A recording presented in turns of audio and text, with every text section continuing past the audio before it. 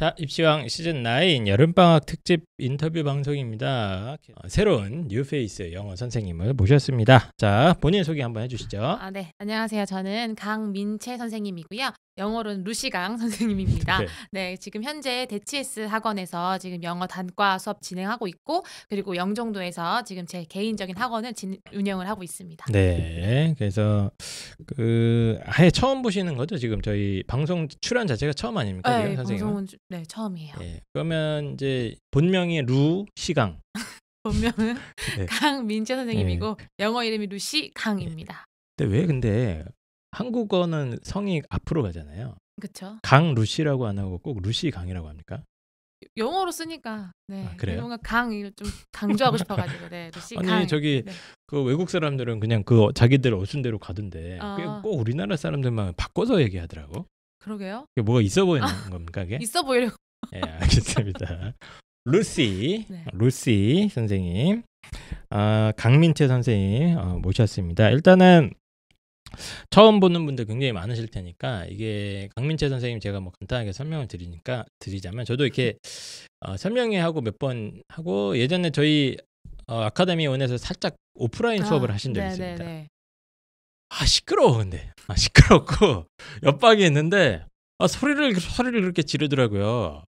목청이 굉장히 좋으시고 굉장히 에너지틱하셔서 저분한테 영어를 배우면 잠은 확 깨겠다. 이런 생각이 좀 들었습니다. 어떻습니까? 네.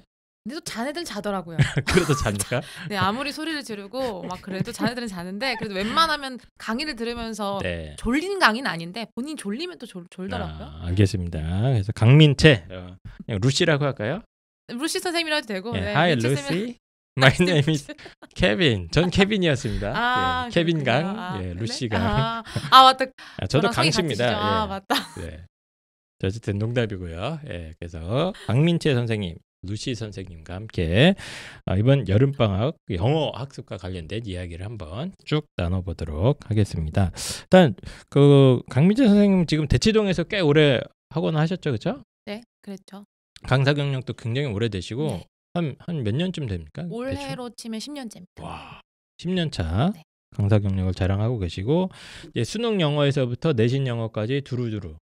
그렇죠, 두루두루. 두루두루 다 이렇게 섭렵을 하신 유능한 경력자시고 이제는 내가 내 손으로 내 돈을 벌어야겠다 해서 학원까지 차려서 지금 어디 계신다고요? 영종도에. 영종도가 어디예요? 영종도가 공항 있는 데 아니에요? 공항 있는 데죠. 네. 영종도에서 뭐 본인 루시 영어 학원입니까? 뭐예요? 강한 영어 수학이라고 해가지고 수학 영어랑 같이. 알겠습니다. 그래서 강민채 선생님과 함께 이번 방송 진행을 하도록 하겠습니다.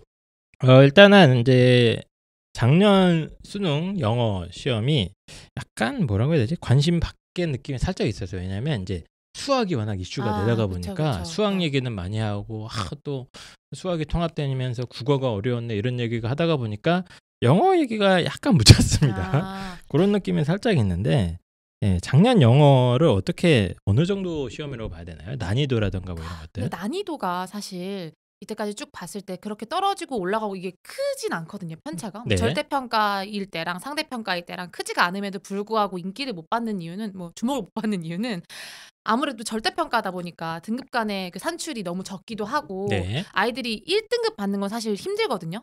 지금 이번 영어에서. 근데 2등급이랑 1등급 차, 3등급에서 1등급 차가 크지가 않으니까 그렇게 신경을 안 쓰시는 거예요. 난이도가 어렵든 말든 2등급 넘는 거는 그렇게 어렵지 않으니까 그러다 보니 이제 아무래도 주목을 많이 받지를 못한 거죠. 수능에선 영어가. 그러니까 수능에서 이제 정시 지원할 때 영어가 2등급, 3등급이 돼도 1등급이랑 점수 차이가 살짝 커지긴 했습니다. 아주 예전에 비하면 조금 커지긴 했음에도 이제 약간 차라리 탐관 문제 더 맞히지 이런 느낌이니까 약간 주목을 더 못 받는 것 같은데 작년에 1등급 비율이 7%였나?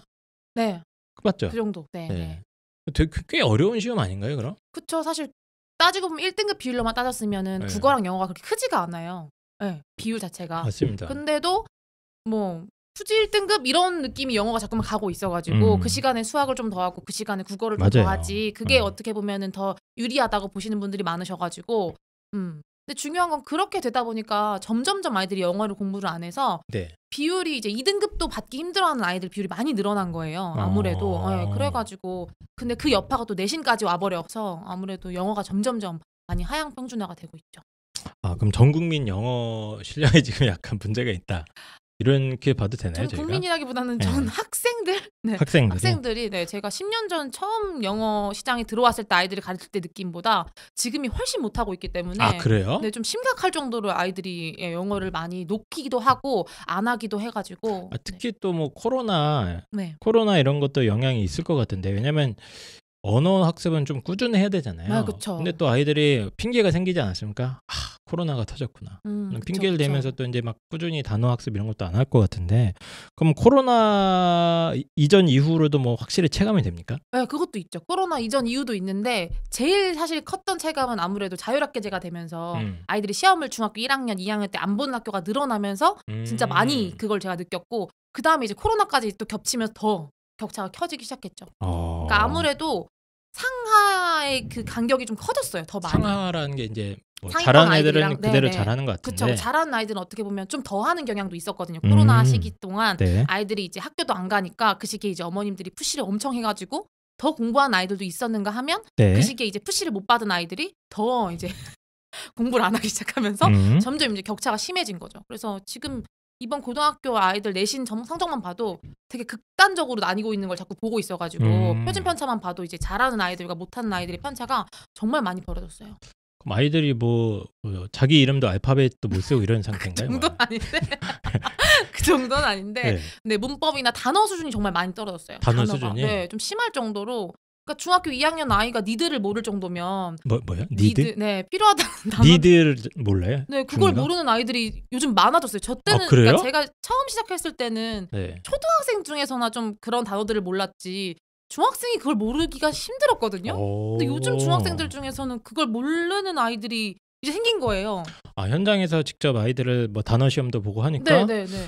야 이걸 어떻게 모르지? 이걸 모르지가 저도 모르게 여기까지 올라오는데 또 이제 그러면 아이가 또 상처받으니까 그걸 좀 내리고 이제 이걸 모르네. 그럼 확실하게 영어 실력이나 특히 단어 실력 이런 게 체감이 많이 나요? 네, 진짜 많이 들어요. 그럼 제가 얼핏 주워 듣기로는 뭐 지난번에 홍프로님이랑도 몇 번 얘기를 했던 것 같은데 최근 수능 영어 시험이 그렇게 어렵진 않다는 겁니다. 난이도 자체는. 그렇진 않은데. 어려운 문제는 어려워요. 어려운 문제는 어려운데 생각보다 아주 어렵지는 않은 것 같은데 아이들이 실력이 떨어져서 이런 거 아니냐. 뭐 이런 얘기도 살짝 하셨던 것 같거든요. 예. 아무래도 2등급까지는 사실 80점 넘는 거는 그렇게 어렵지 않거든요. 기본적으로 이번에 제가 작년에 여기서도 수능 강의를 했었는데 그 아이들이 전부 다 점수가 그래도 2등급은 넘겼었단 말이에요. 그 아이들이 거의 막 5등급 이랬던 애들인데. 그래요? 그러니까 3등급 한 3개월 정도 공부를 해도 그 정도 오르는 게 힘들지 않은 게 이번 수능인데. 네네. 근데도 이제 잠깐만. 아이들이. 저희 방송에 그래도 몇만 명이 듣기 때문에 뻥을 치거나 제가 이따가 사기를 치면 안 됩니다. 그 후기 올라온 것도 제가 갖고 왔습니다. 아이들이 뻥을 거기다가 치거나 사기를 치면 진짜로, 안 되고 네. 3개월 만에 어떻게 5등급, 2등급이 됩니까? 됐습니다. 어떻게요? 뭐 때렸어요, 얘를? 아니에요. 근데 왜냐면 80점 넘는 게 그렇게 어렵지가 않아요. 그래요? 네, 생각보다. 그 이상이 힘든 거지. 걔도 그래서 85점인가? 맞았다고 신나가지고 연락이 왔어요. 3개월 만에? 네. 어떻게 했지? 그래서 이따가 좀 물어보겠습니다. 네, 이따가 제가 카톡 이렇게 올라온 것도 저한테 장문으로 이렇게 올려줘서 저한테 답변을 줬더라고요. 그러면 현행 수능 영어가 80점 넘기기까지는 대충 통밥으로 할 수 있다. 통밥으로 가능하다. 내 실력은 안 전문 되지만 용어 나왔습니다. 전문 용어. 내 실력은 안 되지만 통밥으로 어떻게 이렇게 느낌적으로 풀다 보면은 할 수 있다. 80점까지는 어느 정도 통밥으로 영어 실력이 살짝 쳐져도 가능한 구조인데. 왜냐면 제가 봐도 걔가 영어 실력이 는 느낌은 아니었거든요. 아니면 3개월 동안 어떻게 늘어 그게. 그러니까 말이 안 되죠. 말이 안 되죠. 근데 1등급까지 가기는 진짜 거기서부터 이제 영어 실력이 필요한 거고. 꾸준히 축적된 영어 실력이 필요한 건데 한 80점 라인까지는 이제 뭐 아주 막 아이들이 막 얘기하는 것처럼 아주 어려운 시험 구조는 아니다 현재는. 그쵸. 80점까지. 거기까지는 올라가는 게 어느 정도만 한다면. 알겠습니다. 그래서 영어도 이렇게 보니까 저도 상담을 많이 하면서 영어에 투자하는 어떤 사교육의 양도 고등학교 한 2학년쯤 들어가면 이제 확 줄기 시작하고 맞아요. 중학교 때까지 좀 하다가 그리고 아이들이 영어에 대해서 굉장히 편하게 생각합니다. 편하다기보다는 놓쳐. 네. 편하게 생각하고 영어 뭐 여름방학 3학년 여름방학 좀 다시 하죠 뭐 이런 친구들도 상당히 많은데 생각보다 1등급을 유지하는 건 그렇게 쉽지 않다. 그러면 현장에서 이제 수능 영어 강의도 굉장히 오랫동안 하셨잖아요. 네. 선생님이 딱 보셨을 때 어쨌든 수능 영어에서 거의 1등급 구간을 계속 유지하는 아이들의 어떤 뭐 특징이라던가 뭐 그런 게 있습니까? 뭐 눈빛이 다르다 뭐 이런 것부터 해서 일단 그 아이들은 문법 단어가 기본적으로 잘 되어 있죠. 문법과 단어가 잘 돼 그게 있다. 일단 기본기가 되어 있고 가끔 오해하시는 게 물론 2등까지는 문법이 안 돼도 어떻게 해가지고 올라갈 수 있어요. 아무래도 수능에서는 문법이 한 문제밖에 안 나오고 그냥 그 버린다 이렇게 치는 분들도 많아가지고. 근데 사실 구문 같은 것들을 공부하다 보면 거기에 다 들어가 있는 베이스가 문법이기 때문에 그게 전혀 안 되어 있으면은 정말 중요한 부분들을 맥락을 못 찾아가지고 해석을 못해서 제대로 못 푸는 경우가 정말 많거든요. 그러니까 문장의 형식이라던가 뭐 구조라던가 이런 거에 이제 문법 공부할 때 그게 나오는데 다 나오니까. 그러다 보니 그리고 일단 좀 요즘 들어서 더 많이 느끼는 건 아이들이 독해 실력이 그냥 그 영어를 읽어내는 독해 실력 말고 국어적인 독해 실력이 있는 아이들이 사실 1등급 받는 게 좀 더 수월하긴 하더라고요. 국어적인 독해 실력이 뭐죠, 그러면? 그러니까 아이들이 영어를 쭉 해석은 다 하는데 그게 무슨 말인지 모르는 경우가 정말 많아요. 그러니까 영어로 이해는 됐는데 이해된 그 안에서의 그 국어적인 어떤 논리나 이거에 못 들어가는 거예요. 여기에 대체 왜 3번이 왜 들어가요? 막 이러고 이게 왜 부정적인 글이죠? 막 이러면서. 그럼 이거 기본적으로 문법과 단어가 탄탄한 친구들이 그 비율적으로 볼 때 어느 정도 됩니까? 현재요? 현재 지금 제가 가르치고 있는 아이들만 체감으로 봤을 때 한 30%? 3분의 1 정도는 꾸준히 투자를 해야 되죠, 이거. 그쵸. 꾸준히. 정말. 그래서 제가 사실 학원을 차렸던 이유가 뭐 돈을 벌고자 뭐 이것도 있죠. 돈을 벌고자 하는 것도 있지만 제가 고등부를 자꾸만 하다 보니까 고등학교 때 아이들이 이제 내신을 하겠다고 이제 오면 그 아이들을 제가 올리는 게 생각보다 너무 힘들더라고요. 중학교 때부터 가르쳐놨던 애들은 금방금방 올라가는데 고등학교 때 이제 막 이제 와가지고 저 이제 해볼래요 하면 그게 너무 이제 제가 가끔 현타가 올 때가 있어가지고 이럴 바야 내가 애들을 육성하자. 딱 보고 한숨이 나오니까 이러면 안 되겠다 이런 아이들도 있어요? 많죠. 그러면 문법이랑 단어는 사실 그럼 초중 중등 때 많이 이렇게 차이가 납니까? 초등학교 5학년 때부터 사실 시작을 하는 게 가장 좋지. 왜냐면 단어라는 게 계속 쌓여나가야 되는데 이걸 갑자기 막 내가 막 고등학교 올라가가지고 기본부터 막 다 외운다고 그게 다 들어가지 않거든요. 단어는 정말 계속 반복적으로 봐야 되기 때문에 그래서 제가 주변 이제 학부모님들 중에 이제 저학년을 두고 있는 학부모님들한테는 일단 어학원을 초등학교 저학년 때 보내다가 그래도 5, 6학년 때부터는 문법이랑 단어 같은 것들 좀 중심적으로 갈 수 있는 학원들을 보내시는 게 좋다라는 상담을 많이 해드리죠. 그러니까 보통 뭐 저학년 때는 Hi Lucy, Hi Kevin 하면서 이제 뭐 Would you like something to drink? 뭐 회화 학원 다니잖아요. 애들이 막 어학원 많이 가죠. 갔다가 5학년, 6학년 때부터는 이제 시험 영어도 집중을 해야 되니까. 그때부터는 이제 단어와 문법을 좀 제대로 잡아주는 그런 트레이닝이 한국식이죠. 한국식 영어를 이제 배워야 된다는 거. 트레이닝 기관에 따로 이렇게 보내서 애들을 탄탄하게 잡은 아이들이 고등학교 때 와서 확실히 앞서 나간다. 진짜 달라요. 걔네들은 일단 1등급이 잘 무너지지가 않아요. 그래요? 거의 중학교 때 결편 나는 거네. 사실 이제 내신 자체가 그렇죠. 사실 영어만 그런 게 아니라 대부분의 과목이 이제 고등학교 올라가기 전에 중학교 때 대부분 끝내놔야 잘 될 수밖에 없는 구조로 지금 가고 있어서. 수학도 뭐 선행 요즘 워낙 많이 하고 그러니까.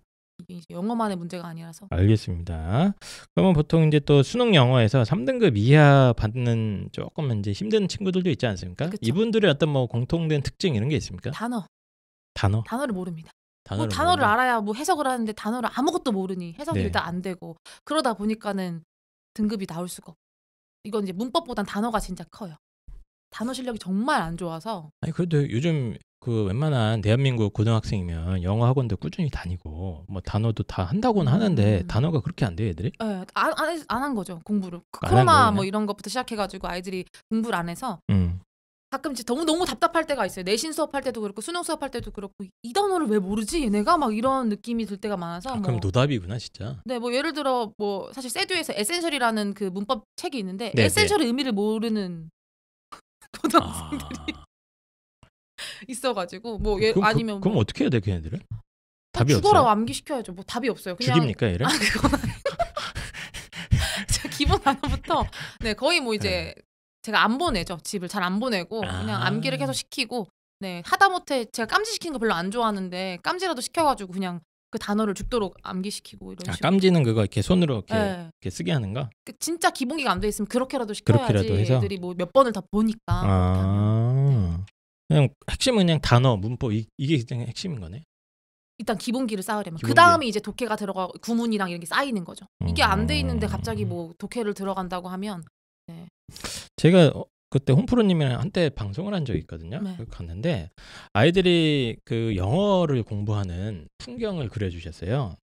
풍경을 그려주셨는데 학원에서 이제 영어 선생님이 이게 문장을 해석을 합니다. 막 이렇게 한 구절 한 구절 의미나 이런 거 해석을 하면 아이들이 이렇게 그거를 구경을 한다는 거예요. 구경. 구경을 하면서 아 저렇게 해석을 하면 되겠구나라고 한번 느낌을 받은 다음에 그걸 자기가 이해했다고 착각을 하고 네, 착각을 한 다음에 그 구문 분석이나 뭐 단어 암기 같은 거 제대로 안 하고 그냥 숙제만 한다는 거야. 문제 몇 개 풀어가서 딱 가갖고 또 이렇게 문제 풀 때도 느낌으로 푼다는 거예요. 정확하게 해석을 하지 않고. 느낌으로 푸는 애들 많죠. 네, 정확하게 해석을 하지 않고 그냥 눈으로 보고 이거 같은데 이거 3번인가? 이거 탁 치고 네, 정확한 해석 뭐 소위 말하는 뭐 직독직해 뭐 이런 거 안 하고 그냥 하고만 왔다 갔다 하는 아이들이 그렇게 많다는데 맞습니까? 많긴 많죠. 근데 뭐 근데 저랑 수업하는 애들 그렇게 하면 큰일 나기 때문에. 네, 그래요? 그렇게 하면 어떻게 됩니까? 네? 전 진짜 무조건 테스트를 다 들어가서 보기 때문에 네, 거기 다 티가 나거든요. 리뷰 테스트랑 이런 거에 다 들어가니까. 네네네. 확인해서 이상하면 이제 불러 세워가지고 구두로 시켜요. 구두로 시킨다는 게 말로 너가 해석해보라고. 직접 네, 아이한테. 제가 해석하는 거는 제가 해석한 거지 내가 한 거 아니잖아 이러면서 다시 해봐 해가지고. 그러니까 막 우물쭈물하면 어떻게 합니까? 저 이렇게 하면. 그러니까 왜 베껴왔어? 그런 애들이 베껴온 애들이거든요. 어디 뭐 베끼고 아니면 뭐 해석 같은 거 시켜왔을 때 어디 있는 거 뭐 팝하고 이렇게 이용해가지고. 팝하고 있어요. 영어 번역하는 거. 번역하는 거 해서 그거 독해. 똑똑하네 그 친구는. 첨단 문물을 이용하다. 네, 그런 애들이 있어가지고 그러면 이제 제가 구두로 시키죠. 너 이거 똑바로 해보라고. 그럼 못하면 직접 이제. 그렇게 다 시키시는구나. 네, 그럼 내가 아까 잠깐 궁금한 게 아까 뭐 3개월 만에 5등급을 2등급으로 만들었다 이런 얘기를 하셨는데 어떻게 한 거예요, 걔는? 근데 제가 그렇게 뭐 특별하게 한 거라기보다는 그냥 아이들이랑 이제 문제 푸는 방식을 되게 많이 알려줬어요. 어디를 중점적으로 봐야 되는지. 글을 읽을 때 중요한 부분이 어디 있고 그럼 적어도 너는 그만큼은 해석을 할 줄 알아야겠지 해가지고 제가 구문 학습. 그러니까 사실 고3 때 아이들이 구문 공부하는 걸 싫어하는 아이들이 좀 꽤 있어요. 뭐 지금 수능 파이널 문제 풀어야 되는데 파이널 나가야 되는 거 아닙니까, 선생님? 왜 그때도 시기가 여름방학 시기였어가지고 기출 보고 EBS 좀 봐야 되는데 무슨 구문을 제가 하고 있습니까? 이렇게 나옵니까, 애들이? 네, 그런 애들이 있어요. 시간이 낭비다. 내가 이거 할 바야 문제를 좀 더 풀어보겠다 하는 애들이 있어가지고 근데 그 아이들은 어떻게 보면 영어를 좀 논 애들이어가지고 그냥 뭐 일단 선생님이 하라는 거 해보지 해서 따라온 애들이었어가지고 그래서 이제 제가 중요한 문장이 어디 있고 뭐 연결사 같은 게 어떤 게 필수적이어서 여기서 어디로 잘 봐야 되고 이래서 이만큼 우리 해석해보자 이라는 걸 했거든요. 이 정도는 하자. 이만큼은 해석하자. 그렇게 해가지고 그럼 수능 구문이 어느 정도 패턴 좀 자주 나오는 그 구문 같은 게 다 정리가 돼 있군요. 그걸 해가지고 그걸 이제 아이들한테 암기시키고 이 정도 단어는 알아야 돼서 그 가장 필수 어휘들 암기시키고. 3개월 만에 그게 된다고? 저도 사실 놀래긴 했어요. 어떻게 애들이 30점을 올린 건데 거의? 그니까요. 거의 아이들이 거의 한 뭐 50점대에서 막 40점대도 나온 적 있어요. 막 이런 애들이었는데 걔가 이제 85점 나왔다 그래서 저도 당황해가지고. 영어 공부할 때 제일 답답한 애들이 특히 고3 때 돼서 EBS만 계속 푼다는 거야. 그래서 그래도 있죠. 야 뭐하냐 도대체. EBS 그 문제만 풀어 또. 단어 암기 안 하고 해석하는 연습을 안 하고 계속 EBS만 풀고 있다는 거예요. 문제만 풀고 답 체크하고 뭐 오답도 안 하는 것 같아 내가 봤을 때. 기분이 좋잖아요. 그거 풀면. 그 페이지 진도를 나가는 그 느낌. 그 느낌. 나 하고 있다. 뭔가 하고 있다. 나는 공부를 하고 있고 나는 채점을 했고 나는 오늘 책상에 앉아 있었고. 그런 애들이 진짜 많아요. 난 책상에 앉아 있었다. 최악인 것 같아 진짜 최악. 최악이라고 생각하고 수능도 어쨌든 아무리 고3이지만 아까 네. 얘기한 대로 수능에 자주 나오는 어떤 구문 패턴이나 이런 네. 게 또 이거 뭐 막 검색만 해도 나오지 않습니까? 막 그쵸. 저기 많이 나오죠. 인강도 많이 뿌려져 있고 사실 책도 많아요. 책도 네, 내가 진짜 알기로는. 기본 뭐 예. 대표적으로 뭐 천일문이나 뭐 예, 이런 것만 맞아요, 사실 맞아요. 제대로 학습을 하고 가도 웬만한 패턴들은 해석할 수 있거든요. 아까 그 말한 통밥이 그거구나. 그겁니다. 통밥. 그래서 제가 제일 예. 중요한 구문은 좀 잘 해석하고 나머지 쭉 본 다음에 거기서 이제 아닌 거 다 체크하고 그리고 나 맞는 거 하자 이런 식으로 이제 했던 거죠. 약간 이제 문제풀이 기술적인 부분 네. 그리고 수능 구문에 대한 어느 정도의 이제 이 그쵸. 학습을 좀 이렇게 높이고 통밥으로 올려서 이거 고3만 고3. 고3만 해당되는 거지. 이거를 무슨 고1이 이런 짓을 하고 있으면 맞죠. 네, 그럼 큰일 납니다. 그러면 아예 그냥 수능 이제 1, 2등급으로 꾸준히 유지하거나 이제 올려야 되는 아이들이 좀 장기적으로 수능을 좀 이렇게 하려면 어떻게 해야 됩니까? 장기적으로? 장기적으로 만약에 내가 정말 탄탄한 1등급을 만들 거다라고 하면 방금 얘기했던 것처럼 구문부터가 정말 탄탄해야 돼요. 구문 구문? 문법을 확실하게 탄탄하게 해놔가지고 음.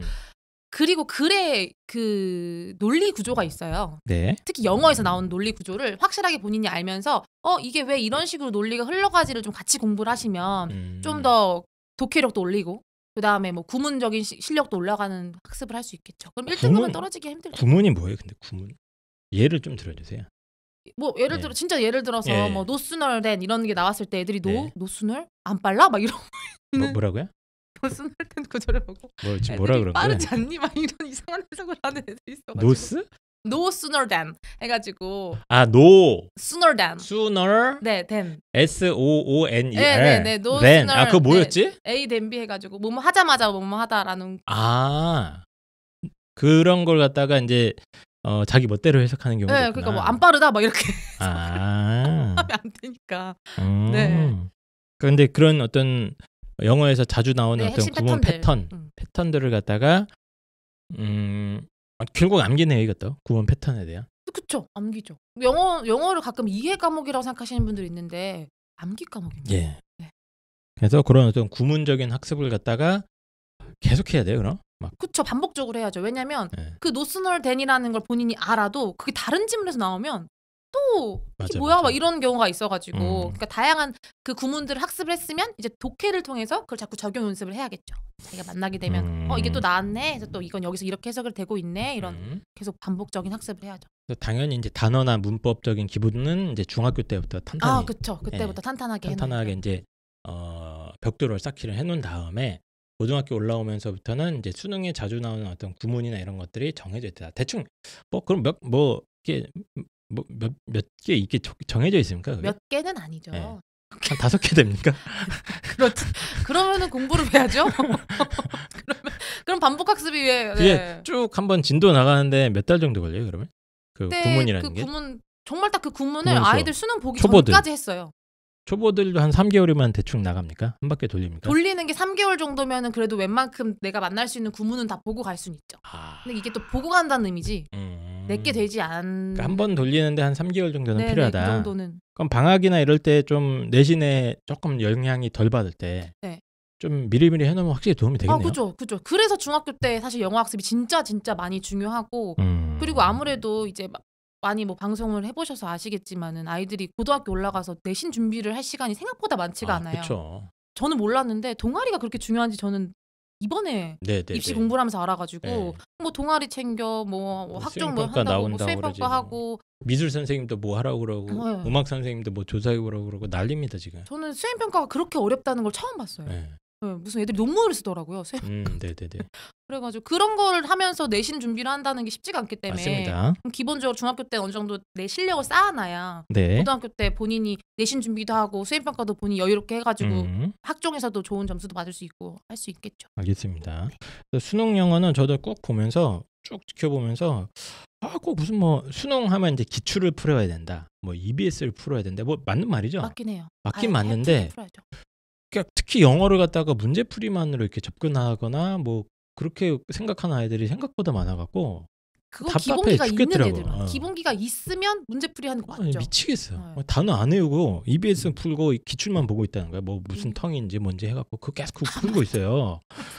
야 단어를 안 외우고 그거 왜 하냐. 아무리 얘기해도 못 알아듣는 아이들이 가끔 있어서 특히 수능 영어도 어쨌든 저는 진짜 고2 겨울방학부터는 본격적으로 아까 말씀하신 거 구문 그런 거 해야 되거든요. 네, 해야죠. 예. 한 3개월이면 어느 정도 한 바퀴 돌린다고 하니까 이게 그냥 어떻게 해야 되지? 그냥 계속 읽고 적용해보고 하는 거죠. 그냥 그 책 쭉 나가면 진도 나가면서. 가끔 이제 그때 네. 왜 아까 뭐 홍프로 선생님이 네. 아이들이 그냥 보면서 아 그렇구나 해서 안다고 착각하는 네네네. 경우가 많다고 그때 뭐 말씀하셨다고 네네네네. 하는데 제가 그래가지고 항상 아이들한테 손으로 좀 써보라고 해요. 손으로. 틱톡지케를 그냥 눈으로 보면 이게 눈으로 보는 효과가 어떤 느낌이냐면 해석이 됐다고 생각해요 본인이. 나 이거 알아. 아 이런 느낌적인 느낌으로 얘가 지금 흘러가고 있구나 해가지고 본인만의 스토리텔링을 막 해요. 독해를 할 때. 근데 나중에 그래서 시켜보면 몰라요.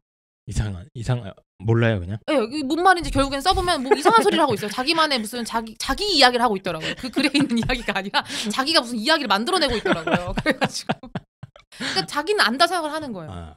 그런 착각을 할 수 있어서 꼭 써보는 연습을 해보는 게 좋아요. 특히. 영어가 진짜 이런 경우가 많더라고. 네. 이게 이 사람의 머릿속을 우리가 알 수가 없잖아요. 지금 뭘 하고 있는지. 네. 지 혼자 이상한 생각을 하고 있는 경우가 굉장히 많대요. 다 이해했대요. 그냥 다 이해했어, 했다고. 그래서 이제 시험 보면 틀리고. 알겠습니다. 그래서 고등학교에 올라가서 수능 학습을 할 때도 혹시 이제 저희 어머님들 우리 아이가 이렇게 문제만 계속 풀고 있거나 그러지 않은지 좀 감시를 하고 이제 학원을 이제 구문 연습이나 이런 걸 좀 빡세게 시키는 쪽으로 보내셔야 됩니다. 그러니까 학원에서도 숙제로 그냥 기출만 던지는 거야. 문제 풀이만 해주고. 이번에 상담을 했을 때 제일 많이 들었던 게 학원에서 이상하더라고. 그냥 중학생들한테 모의고사를 풀린대요. 그거 뭐해 하는 거야 그거 도대체. 그래서 뭐 아무래도 이제 학원에서도 뭐 중학교 3학년 때까지는 고등학교 3학년 뭐 수능을 뭐 해겠다 뭐 이런 목표로 하는 학원들이 많이 생겼으니까. 근데 아이 수준은 그 수준이 아닌데 걔한테 모의고사 맞습니다. 그냥 풀리고 그거 수업하고 이러니까 못 따라가는 거죠 아이들이. 예. 네, 그건 정말. 수능도 영어는 어쨌든 뭐 통박도 있습니다만 고3 때 시간이 없어서 통박도 있지만 통박으로 어느 정도 점수 보완도 되지만 제가 알기로도 그 수능 영어 문제풀이 기술이나 이런 거 익히는데 그렇게 오래 걸리진 않거든요. 안 걸려요. 예. 근데 이제 자꾸 그것만 생각하는데 그게 아니라 특히 이제 구문 분석이나 수능 구문이 이게 어느 정도 패턴화돼 있다. 이런 것들을 집중적으로 해달라. 이런 얘기였습니다. 자, 생각보다 좀 시간이 넘어갔네. 나는 30분 내로 끝내려고 그랬는데 자, 더 중요한 건 내신이야. 내신. 그쵸.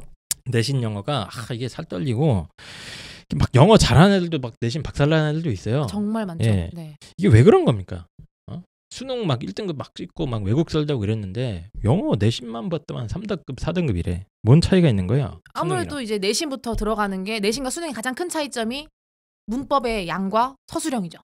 네. 근데 또 이제 착각하는 게 저 외국 살다 왔으니까 서술형 쉬워요 이렇게 생각하는 분들이 있는데 선생님들이 요구하는 서술형이 그런 외국 살다 온 아이들이 원하는 그런 서술형들이 아니기 때문에 뭐 그냥 라이팅 쓰는 게 아니라 조건 제시하고 그 안에서 문법적이 맞춰서 써야 돼서 그렇죠. 이렇게 쓸 수 있잖아요 하면 땡이 되는 거죠.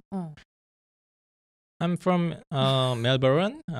선생님, 이 표현은 왜 안 돼요? 막 이렇게 애들이 접근하는데 선생님이 원하는 어떤 문법적 조건 이런 게 다 있잖아요. 그리고 안에 조건이 줘요 또. 네. 그 안에 이걸 써라 저걸 써라 하는 게 딱 있는데도 그걸 안 보고 흐린 눈으로 하고 자기가 쓰고 싶은 거 적어서 틀린 애들도 많고. 아메리카 스타일이죠, 그거 이제. 근데 이제 그런 문법이나 서술이 굉장히 까다롭기 때문에 우리나라 지금 한국식 영어가 거기서 애들이 다 걸려서 자빠지는 것 같더라고요. 그쵸. 배점도 굉장히 높잖아요. 네, 서술형도. 뭐 가끔 10점 넘는 것도 있고. 네, 서술형만. 그러면 이게 제가 궁금한 게 내신 영어를 이렇게 1, 2등급 받으려면 어떻게 해야 되는 거야? 애들은? 근데 진짜 이거 진짜 힘들더라고. 고등학교를 들어가서 내가 공부를 해가지고 1등급 맞겠다? 이거는 조금 힘들 수 있어요. 영어도? 네. 많이 힘들어요. 그럼 그냥 영어 공부 접습니까 오늘? 그건 아니죠.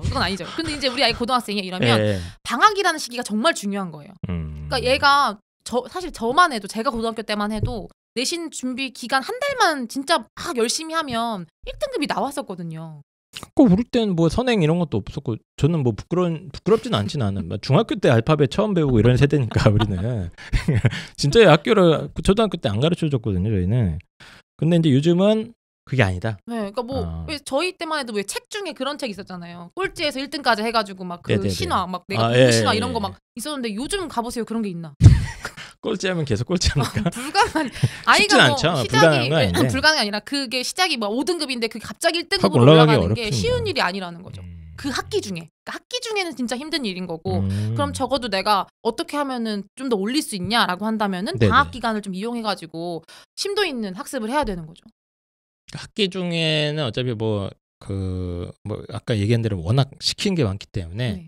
쫓아가긴 쉽지 않고 이미 영어 실력의 격차가 벌어져 있으면 내신도 그거 따라잡기는 근데 쉽지 너무 않다. 학기 중에 정말 많이 왜냐면 단어부터가 선생님들이 가르쳐주지 않은 단어를 내요. 근데 그 원인을 물어보면 배웠잖아. 아는 거 아니야? 이런 식으로 학원에서 배웠겠지라는 걸 이미 선생님들이 마음속에 갖고 계시기 때문에 어려운 단어가 그냥 막 나오는 거예요. 딱 고등학교 입학했어. 이미 중학교는 탔고. 그래서 끊었고. 탔고. 그럼 이제 뭐 유일한 기회는 방학인데 그럼 방학 때 뭐 해야 돼요? 방학 때 정말 단어 문법 그 두 개가 정말 제일 중요합니다. 단어와 문법? 네, 그 두 개가 정말 적어도 고등학교 필수 어휘 왜 단어장 되게 많잖아요. 네네네. 뭐 워드마스터도 있고 뭐 능률에서 나오는 뭐 이런 어휘도 있고 그거 한 것만큼은 정말 한번 제대로 돌리고 와야 됩니다. 거기는 그냥 막 네. 뭐 어떻게 애 머리를 이렇게 해서 뺑뺑 돌립니까? 어떻게? 저는 이게 궁금한 게 영어 공부는 뭐 반복이 중요하고 뭐 다 아는 얘기지 않습니까? 네. 뭐 어머님들도 다 해보셨고 막 단어장 하고 했는데 좀 이렇게 쉽게 할 수 있는 거 없어요? 좀 우리 애들은 또 쉽게 하고 싶어 한단 말이야. 그래서 애들이 단어를 공부를 안 하는 거예요. 쉽게 하는 방법 없어요, 그요? 네. 없습니까? 반복이에요. 그냥 계속 뭐 계속 속된 말로 조져야 돼요. 계속. 진짜 속된 말로. 방법이 없습니다. 수업 때 뭐 애들한테 손을 대거나 그러시지 않으시죠? 네. 소중한 아이들한테 그럴 수 없죠. 계속 테스트하고. 네, 계속 테스트하고 압박 주고. 네. 애가 좀 안 해오는 것 같다. 그럼 어떻게 해야 돼요? 근데 사실 이제 제가 남의 애를 어떻게 할 수가 없기 때문에 그냥 학부모님이랑 상담을 하면서 아이가 이 정도로 안 하고 있는데 어떻게 했으면 좋겠냐. 이제 그럼 어머니가 알아서 처리해 주시더라고요. 그래서 약간의 강제가 필요합니다. 어쩔 수 없고. 그럼요. 저는 이제 가장 좋은 영어 선생님은 뭐 잘 가르치시는 분도 있지만 이렇게 잘 감시하고 이 체계를 만들어서 관리가 필요합니다. 그렇죠. 아이가 딴 데 자꾸 이렇게 빠져나가지 못하게 정신이. 그런 걸 이렇게 잘 이렇게 해주시는 분은 저 되게 좋아하는데 강민채 선생님 그런 게 약간 노하우가 이렇게 잘 갖춰주신 것 같아요. 조지는 노하우. 그럼 일주일에 단어를 갖다가 뭐 예를 들어서 방학이야. 방학이 왔습니다. 선생님 제자로 왔는데 애가 니드도 몰라. 니드 몰라? 방학 동안에 그러면 뭐 학습 양을 뭐 일주일 기준이든 하루 기준이든 뭐 어느 정도로 잡습니까? 근데 이게 단어장마다 다르니까. 근데 만약에 뭐 능률북화를 가지고 제가 뭐 기준을 든다고 한다면 그래도 하루에 이틀씩은 나가라고 제가 얘기를 해요. 근데 또 이제 또 이틀씩이라고 하면 1, 2, 3, 4, 5, 6 이렇게 해서 그렇게 그냥 쭉 나가더라고요. 그럼 안 되고 누적 학습을 해야 됩니다. 누적 학습이 뭡니까? 그러니까 일주일 단위로 아이가 만약에 자기가 그 루틴을 짜놨다고 하면 1부터 한 6까지를 내가 외웠다 하면은 주말 동안에는 그 1부터 6을 다시 복습을 하는 거예요. 그렇죠. 반복으로. 아이들은 그냥 쭉 나가고 또 안 보더라고. 거기서 또 나는 이제 12강을 하고 있다 막 이런 만족감을 위해서 학습을 하는지 잘 모르겠는데 단어 암기 싫어하는 애들은 꼭 벼락치기에 또 그날 시험 보는 날 아침에 좀 봐갖고 막 해갖고 한 다음에 또 안 봐. 아무짝에 쓸모없지 않습니까 그러면? 그래서 제가 항상 그 지난해 했던 걸 또 시험에 내요.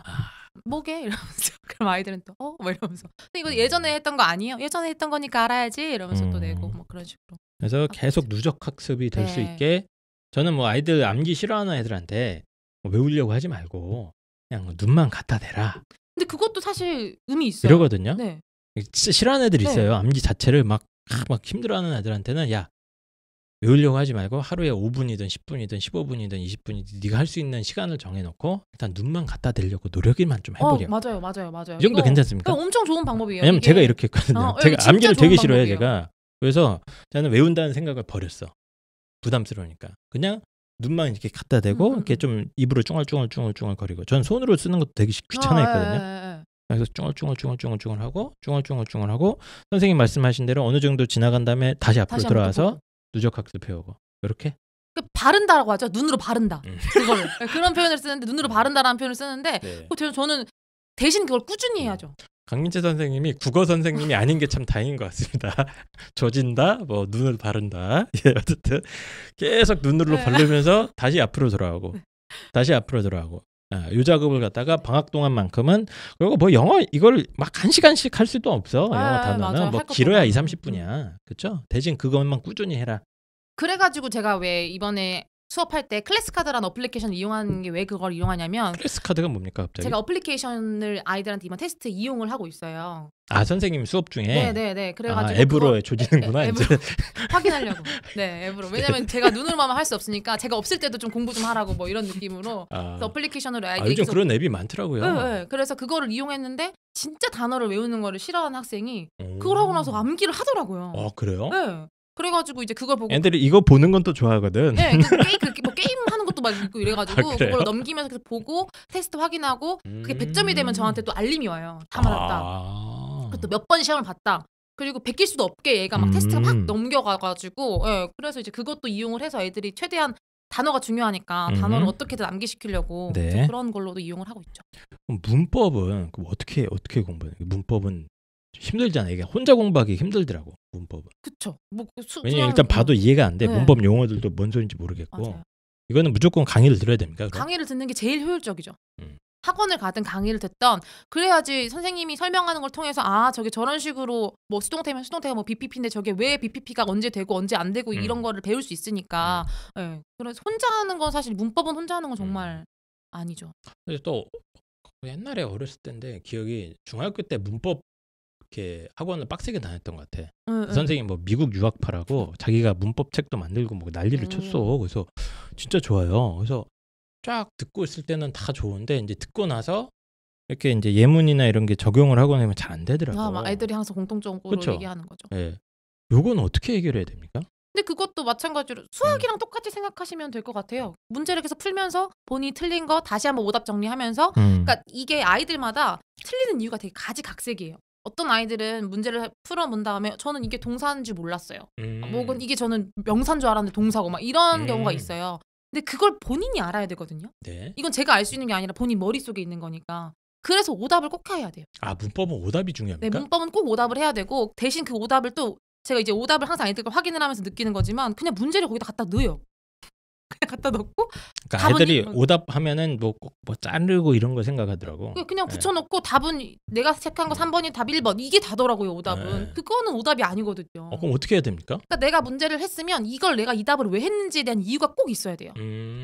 내가 이 답을 왜 했고 그러니까 내가 생각했을 때 이게 동사인 줄 알고 동사인 줄 알고라도 적어놓고 근데 알고 보니까 이게 동사가 아니라 뭐 분사였다 이런 거를 적어놔야 그것에 자기의 그 간극이 이제 자기가 아는 거죠. 내가 이 부분 때문에 모르는구나. 이게 약하구나. 그러면은 만약에 인강을 듣더라도 그 부분을 다시 또 들어보면서 다시 학습할 수 있는 건데 그냥 문제 풀고 틀리니까 답 확인하고 다시 이런 식으로 하게 되면 문법이 절대 그러니까 문법은 정확하게 틀렸다면 그 틀린 이유를 약간 문법적인 용어로 내가 이렇게 설명을 할 수가 있어야 네, 있어야 돼요. 이해하고 설명할 수가 있어야 되는 거고 그걸 이렇게 하다가 보면 내가 아직도 품사편이 약하네. 혹은 뭐 수동태, 뭐 투부정사는 아직 용법이 잘 부족한 것 같네. 그게 내가 잘 약하구나. 그러면 그걸 다시 볼 수도 있는 거고. 그쵸. 그런 식으로. 그러면 맞네. 이 문법은 그냥 이렇게 설명만 듣고 하면은 이 적응이 안 되더라고. 안 돼요. 그러니까 문제를 항상 반드시 풀어보고 그 문제 풀다가 틀리거나 이해가 잘 안 되는 부분이 있거나 좀 아리까리한 거를 갖다가 자꾸 이제 오답 정리를 하면서 문법적인 용어로 설명을 해봐야겠군요. 그래서 제가 애들한테 가장 많이 훈련시키는 것 중에 하나가 이거 좋다. 네, 문법에서 뭐 1번부터 5번까지 이제 문제가 요즘 수능에서도 나오잖아요. 네, 그럼 제가 아이들한테 1번은 뭐 묻는 거야? 2번 뭐 묻는 거야? 3번 뭐 묻는 거야? 그러니까 답만 체크하고 넘어가지 않아요. 이게 다 모음으로 왜냐면 이게 교수들이 수동태냐 수동태 파트냐 이게 뭐 관계사인지 도치인지 비교급인지를 본인이 보고 알아야 돼요. 그러니까 아이들이 사실 어머님들이 이런 경우가 있어요. 저희 아이가 책을 풀면 다 맞아요. 근데 왜 문제를 풀면 틀리는지 모르겠다. 근데 책에서는 이거 수동태야, 이거 분사야 나와 있잖아요. 그렇죠. 그러니까 나는 이거 수동태를 풀고 있어라는 생각으로 푸니까 쉽게 풀리는 거예요. 근데 그게 모아져 있는 문제를 풀면 뭐 묻는지 모르니까 틀리는 거죠. 랜덤하게 나오니까 이게 팍 안 들어오는 거죠. 그러니까 그 훈련이 꼭 필요합니다. 1번에서 얘가 묻는 게 뭔지, 2번이 묻는 게 뭔지, 3번이 묻는 게 뭔지. 그거를 제가 한 100문제 정도 시키면 아이들이 이제 알아요. 선생님 이거 뭐 묻는 거예요? 이거 뭐 묻는 거예요?를 100문제 정도만 하면 솔직히 충분하거든요. 그래요? 네. 100문제 정도 하면 그거 하기 전에 아이들이 그만두지 않습니까? 너무 많이 하는 거 아니에요? 토할 것 같은데. 문법 문제 100문제. 하루만에 하지 않죠. 네, 하루만에 하지 않으니까. 알겠습니다. 그래서 문법 공부 같은 경우는 방학 동안에 집중적으로 하는 게 상당히 좋다. 왜냐하면 학기 중에는 할 수가 없으니까. 특히 그냥 강의 듣는 거 플러스 이런 좀 트레이닝 문제풀이하고 그걸 오답 정리하는 과정까지 진짜 중요합니다. 예, 제일 좋은 건 학원에서 좀 이렇게 감싸주면 좋은데 이렇게 지켜보니까 애가 문제만 풀고 슬슬 넘어가고 계신 것 같아. 그럼 이제 어머님 불러야겠네요. 일리 와버렴. 그렇게는 할 수 없고 이제 문자로 이제 일리 와버렴 해서 이제 어머님이 뭐 이렇게 체크를 하는 방법도 있을 거고요. 그쵸. 시간이 많으시면. 그쵸. 관심이 많으신 어머님들이라면. 아니면 이제 학원에 부탁을 드리거나 아이를 압박해서 오답을 스스로 할 수 있게. 그렇죠. 일단 기본적으로 리뷰 테스트를 안 보는 학원은 보내시면 안 됩니다. 리뷰 테스트가 뭡니까 또? 그러니까 아이들이 수업을 하고 난 다음에 그 다음 시간에 왔을 때 지난 시간에 배웠던 거를 볼 수 있는 시험인 거죠. 네. 바로바로? 네네, 바로바로. 영어는 그게 되게 중요한 것 같아요. 왜냐면 아이들이 시험을 안 보면 공부를 안 하니까요. 그나마 시험이다, 점수가 나온다라는 마음 때문에 조금이라도 보고 오거든요, 애들이. 네, 그렇습니다.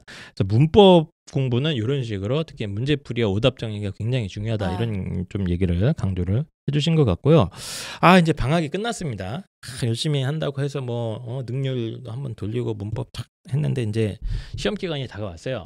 9월 이제 첫째 주 해갖고 막 4주 전부터 이제 준비하지 않습니까? 9월 한 둘째 주부터 들어가나? 아닌가요? 10월 말인가? 애들 뭐 중간고사가? 중간고사가 이제 애들이 10월 초에. 중간고사 기간에 이게 이제 선생님마다 혹은 또 아이들마다 노하우가 또 다 다르더라고. 그러니까 제일 대표적인 유형은 다 외운다. 시험 범위의 모든 지문 뭐 문제나 뭐 이런 것들을 최대한 다 때려박아서 외운다 하는 이제 통암기파가 있습니다. 네. 그리고 제가 이렇게 상담을 해보면 이 통암기 애들이 확실히 내신 성적이 좋아. 그쵸. 부분은 1, 2등급 나온 애들이 많더라고요. 그다음에 이제 여기에 대립하는 학설이 또 하나 있어요. 그래서 아니다. 중요한 부분만 골라서 외워야 된다. 중요한 부분, 그래서 뭐 문장 이거 너무 많으니까 다 못 외우니까 중요한 문장, 중요한 문법적인 요소가 있는 것만 콕콕콕 찍어서 그것만 좀 외우자 해서 실속형 암기를 주장하는 두 학파가 있습니다. 강민재 선생님은 어떻게 생각하십니까? 전 아이들에 따라 다르다 팝니다. 아이들에 따라 다르다 파는 뭡니까? 통암기가 되는 애들이 있고 안 되는 그래요? 애들이 있거든요. 네, 통암기파라고 해서 아이들한테 통암기를 시킨다고 그게 다 될까요? 아니죠. 그래요? 애들마다 다르니까. 아이의 어떤 뭐 영어 실력이라든가 여러 가지 고려를 해야 되는구나. 그걸 다 고려를 해야죠. 특히 중학교 때까지는 사실 저도 중학생들까지는 통암기파입니다. 저도. 중학교 때까지는. 왜냐면 진도가 양이 적잖아요. 그 정도는 그래도 외워줘야지 막 이런 게 있어요. 근데 고등학교 때가 되면 물론 학교마다 좀 다를 수 있겠지만 교과서, 부교재, 단어 시험지까지 해가지고 정말 많은 양이 들어가거든요. 뭐 모의고사 지문은 뭐 50개는 기본이고 네, 그렇게 들어가는 70개, 80개 가는 학교도 있어요. 네네. 뭐 무슨 부교재를 한 3개 쓰는 학교도 있습니다. 네네. 네, 그런데 그걸 또 근데 외우는 애들은 또 외워요. 진짜 독한 애들이 독한 애들이에요. 걔네들은 정말 다 외우는 애들은 정말 다 외우더라고요. 저도 저러니까 전교 1등 하는구나 이 정도 하는 애들이 그 정도로 하는 애들이 있어서 근데 그런 애들한테 통암기 하지 마 이럴 순 없죠 제가. 암기할 수 있는 애들한테는 암기를 시키고 그게 좀 힘들 것 같다고 하는 아이들한테는 제가 이제 중요 구문을 뽑죠. 이만큼은 이때까지 역대 기출을 쭉 보고 너네 학교 선생님들의 그런 유형들을 봤을 때 이런 게 중요하게 나오니 이것만큼 우리 제발 외우자.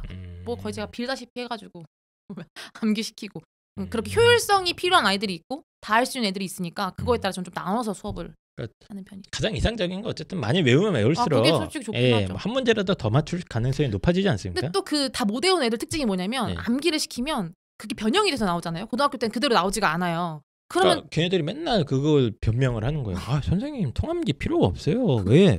다 변형돼서 나와요. 이러더라고요. 근데 제대로 진짜 암기를 하는 아이들은 이미 내용도 숙지가 돼 있고 구문이 어떻게 돼 있는지 알기 때문에 변형이 돼도 여기서 이렇게 바뀌었네 이거네 이게 아는데 뭔가 대충 이상하게 외운 애들이 이거 단어 있다고 봤던 건데 이거 맞는데 막 이러면서 이제 틀려오고 이러는 거죠. 알겠습니다. 그래서 내신 시험 공부할 때 일단 저는 개인적으로 이제 통암기를 주장하는 파긴 해요. 저도 뭐야 어렸을 때 그렇게 막 공부를 많이 했기 때문에 그래서 그냥 쭈글쭈글 계속 따라 읽었거든요. 막 외우려고 하지 않고 그냥 자꾸 반복해서 노출되면 뭐 옛날에 혹시 그 테이프라고 들어보셨나요? 테이프? 카세트 테이프 혹시 아세요? 카세트 테이프 알죠. 그건 알죠. 고대 유물입니다. 카세트 테이프가 영어 교과서 읽어주는 게 있었어요. 그거 이제 맨날 듣고 다니고 밤에 시험 기간 때만 밤에 틀어놓고 자고 막 그래서 하니까 조금 잘 외워지더라고요. 저는 개인적으로. 그래서 그거 도움을 되게 많이 받았었는데 이게 가능한 아이들은 하고 이게 안 되는 애들이 있긴 있다. 근데 제 학생들도 네. 제가 그걸 이제 유튜브에 제가 인강을 찍어서 올리는 게 있어요, 아, 애들한테. 그래요? 다시 한번 복습할 수 있게. 아, 네네. 예, 그럼 애들이 그걸 듣고 잔다고 하긴 하더라고요. 제가 이제 쭉 읽어주고 이거 무슨 내용이 했던 것들을 그게 효과 되게 좋은 공부를 하신 것 같아요. 예. 막 무의식 쪽에 때려 박는 거거든. 그게. 그쵸. 어쨌든 이런 식으로 이제 통합기가 가능하면 좋긴 좋으나 그게 안 되는 그쵸, 안 경우에는 되니까 안 되는 애들이 어쩔 수 있으니까. 없이 이제 학원의 도움을 받을 수밖에 없겠네. 그쵸. 네, 학원 선생님이 이제 좀 유능한 선생님을 만나서 잘 찍어주는 걸로 네. 그걸로 이제 해결을 하는. 근데 보통 이렇게 하면 3등급 이상은 잘 안 되는 것 같더라고요. 제 개인적인 경험으로. 힘들어요. 맞아요. 이런 식으로 이제 중요한 부분만 외우면 약간 한계가 있긴 합니다. 네. 그래서 어쨌든 간에 시험 기간에는 최대한 이제 통합기를 하면 좋고 아니면 이제 중요한 부분이라도 다 때려 외우는 건 이제 기본인 거고 방학 때마다 이런 식으로 이제 문법 그리고 단어에 대한 이제 그 부족한 부분을 채우는 거구나. 그쵸. 맞아요. 방학 때마다 조금씩. 알겠습니다. 영어 공부 어쨌든 뭐 많은 아이들이 힘들어하고 또 지겹게 생각하기도 하는데 뭐 영어 선생님으로서 영어 공부 자체를 좀 지겹게 생각하거나 싫어하는 아이들한테 뭔가 좀 이렇게 쉽게 접근할 수 있는 뭔가 그런 거 없습니까? 노하우나. 쉽게 접근할 수 있는 거. 일단 스스로 공부하려고 하면 좀 많이 힘들고. 근데 뭐 강의를 도움 받는데 그 강의가 좀 재밌으면 더 좋겠죠? 스스로 하려는 생각은 이제 버려야 되니까. 그러니까 사실 이게 스스로 하려는 아이들이 잘하는 아이들이면 스스로 해도 되죠. 근데 그렇죠. 지금 걔들은 걱정 없습니다. 기준이 못하는 아이들이 좀 쉽게 하려면 어떻게 해야 됩니까에 대한 걸 지금 질문하신 건데 맞아요. 그런 아이들은 스스로 해봐라? 과연 절대 안 한다. 과연 스스로 할 수 없죠. 힘들죠. 그러니까 못하고 있는 걸 텐데. 그러니까 도움을 받는 수밖에 없겠네요. 도움 받아야죠. 영어는 그냥 제 생각에 좀 이렇게 감시자들을 이렇게 붙여가지고 마동석 같은 분이나 그런 느낌으로 이렇게 감시자를 붙이는 것도 나쁘지 않을 것 같은데. 아니 뭐 사실 수능 영어랑 내신 영어가 아닌 그냥 영어라고 한다면 재밌게 할 수 있는 방법이 정말 많죠. 근데 지금 우리의 목표는 수능과 내신 영어인데 그거를 막 재밌게 해보겠다? 이거를 그거는 조금. 알겠습니다. 선생님 뭐 수많은 제자주들이 있었을 텐데 그중에 좀 기억에 남는 제자가 있습니까? 되게 많긴 한데 일단 지금 오늘 아침에 문자가 하나 왔어요. 오늘 아침에? 네, 오늘 아침에. 저희 검증 들어갑니다. 뭐 보여드릴게요. 사기치고 이런 거 하면 안 됩니다. 오늘 아침에 선생님 저 다 맞았어요 라고 딱 온 거예요. 고등부가 다 맞기 힘들거든요. 고등부가 100점 맞기 힘든데 다 맞았다 이렇게. 아침부터 행복한 소식을 딱 시험 끝나자마자 이렇게. 그 친구가 지난 시험에서 1개 틀린 애 아닙니까? 지난 시간에서 2개 틀린 애. 근데 걔는 저랑 중학교 때부터 같이 했다. 근데 꾸준히 해가지고. 근데 걔가 딱 그 한 말이 저 서술형 이번에 처음 다 맞았다고. 그러니까 극복이 돼가는 과정을 이렇게 보시니까 그 친구는 어떻게 조졌습니까? 근데 그 친구는 사실 되게 성실한 친구여서 제가 하라는 건 정말 다 하는 친구였어요. 그래요? 다 해요. 근데 제가 주면 이거 다 못하겠지 하고 주는데도 그걸 다 하는 친구여가지고 막 그런 애는 논외로 하시고요. 그런 애는 없어요. 그런 논외로 하고 좀 못했던 친구들 사실 못했던 친구들이 잘 많이 오긴 해요 저한테. 그리고 일단 지금 최근에도 영어에 대한 트라우마 있는 애들이 좀 있더라고요. 전 이렇게 많은지 몰랐는데 뭐 영어 유치원을 다녔다가 영어에 대한 트라우마가 생겼다거나 아니면 뭐 잘못된 선생님 만나서 영어가 싫어가지고 엄마가 막 시켜도 막 나 영어 보기도 싫어 이런 아이들이 꽤 많더라고요. 근데 이제 그런 아이들이 그래도 이제 중학교 올라와가지고 그래도 공부는 해봐야 되니까 하면서 이제 저한테 거의 반 엄마한테 끌려 이제 왔는데 저랑 수업하면서 영어가 너무 재밌다는 거예요. 알겠습니다. 진짜입니다. 이것도 후기가 있습니다. 이것도 후기가 있고. 그래서 그 아이가 그러니까 어머니가 하신 말씀이 우리 아이가 진짜 아이들이 수업 중에 약간 정신사나워하거나 그러지 않습니까? 약간 제가 약간 정신사나운 거가지고. 그래서 그리고 저는 일단 말은 조진다고 하지만 애들한테 막 심한 말 한다거나 이러진 않아요. 그러진 않죠 당연히. 최대한 반복적으로 해주려고 하고 못하는 것에 대해서 그렇게 뭐라고 안 합니다. 왜냐면은 못해서 온 거니까. 못해서 내 수업을 듣는 걸 테고 못하니까 뭐 물어보는 걸 테니까 대신 최대한 반복적으로 할 수 있게 하고 그게 이제 모르는 거면 왜 모르는지 맨날 물어보고 이게 왜 이해가 안 돼? 그럼 이게 왜 이해가 안 된다고 얘기하면 이래서 그런 거라고 계속 설명해주고 이런 식으로 하다 보니까 근데 애들이 제 수업이 쉽다고 하더라고요. 그러니까 그게 제일 큰 것 같아요. 쉬운 수업이라고. 근데 그 의미가 제가 뭐 수준이 낮다 이런 게 아니라 수업을 들었을 때 이해가 잘 간다고 하더라고요. 가끔 이제 이해가 안 가는 수업들도 있으니까. 왜냐면 계속 물어보거든. 이해돼? 이해 안 돼? 이해되냐고. 이러니까 이해될 수밖에 없지. 알겠습니다. 어쨌든 본인의 수업 노하우나 이런 거 잘 공개를 해주신 것 같고요. 여름방학 맞이해서 영어 공부하고자 하는 우리 아이들, 학부모들한테 마지막으로 한 말씀만 해주시죠. 일단 지금 뭐 중학생을 자녀로 둔 학부모님도 계실 거고 고등학생을 제 자녀로 둔 학부모님도 계실 텐데 일단은 지나간 것은 지나간 것으로 두시고 이제 앞으로가 중요한 거니까 지금 사실 방학이라는 이 시기가 정말 중요한 시기거든요. 그래서 이 시기에 물론 영어만 할 수는 없기 때문에 다른 것들을 같이 효율적으로 해야겠지만 영어를 할 때 그래도 최소한의 시간으로 내가 최대한의 효과를 하려면 강의를 들으면서 단어, 문법 이 부분만큼은 이게 진짜 사실 단어 문법이 제일 눈에 띄는 부분이거든요. 그러니까 방학 동안 우리 아이가 이 부분을 제대로 정리를 하고 내신을 준비할 수 있게 네. 그렇게 해주시면 그래도 아이도 자신감이 좀 올라갈 수 있고 어머님도 조금 더 마음이 편해질 수 있으니까 네. 이번 방학을 좀 이용해서 아이가 좀 기본 영어만큼은 학습을 할 수 있게 하고 학기를 가게 할 수 있게 해주시면 좋을 것 같습니다. 예, 알겠습니다. 그래서 강민찬 선생님이 저희 입시왕 아카데미 5에 이번에 이제 새로 합류를 하셨고요. 이번 여름방학 때 뭐 강의하더라? 저 서술형 문법. 서술형 문법. 네. 이게 뭐예요? 그러니까 문법 강좌와 서술형이 이제 같이 들어가는데 기본 설명은 다 이제 문법 수업이고 거기에 맞춰서 이제 서술형이 어떤 식으로 진행이 되는지. 그러니까 내신 서술형이 어차피 문법 베이스이긴 하니까 문법에 대한 이제 그럼 쭉 한 바퀴 또 도는 겁니까? 그쵸, 또 조집니까? 한번 또 문법 한번 네. 조지면서 그 중간중간에 요 문법이 요 서술형 내신에 있어서는 이렇게 나올 수 있어. 정신 차려. 이렇게 좀 같이.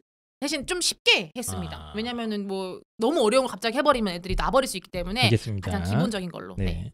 이게 그 온라인 강의 하시면 이제 약간 걱정되는 게 아이들이 이거 온라인 강의 따라갈 수 있나 이렇게 좀 의심하시거나 걱정하신 분이 있을 수 있는데 저희가 이제 또 다 이렇게 관리할 수 있는 시스템을 만들어놨습니다. 그래서 딱 보시면은 가만 내두진 않을 것 같아요. 예, 가만 내두지 않을 것 같고 다 카톡이나 SNS나 뭐 카페 요걸 통해서 숙제 점검 다 하고 계시죠. 네, 그렇죠. 예, 본인이 이쪽으로 원래 하고 계셨던 거죠. 네. 이미 하고 있는 거여가지고 이미 자기 제자들을 카페와 이런 걸 통해서 계속 관리를 하셨던 시스템을 저희 입시왕 아카데미 5에 그대로 대치동이나 여기서 하셨던 시스템 그대로 이식을 하고 있는 거니까 걱정하지 않으셔도 될 것 같습니다. 그러면 강민철 선생님 뭐 오랜만이 아니구나. 처음이에요. 죄송합니다.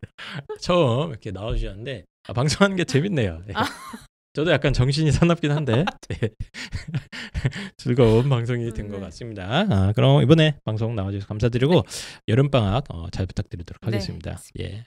그러면 저희는 또 다음 방송으로 돌아오겠습니다. 안녕.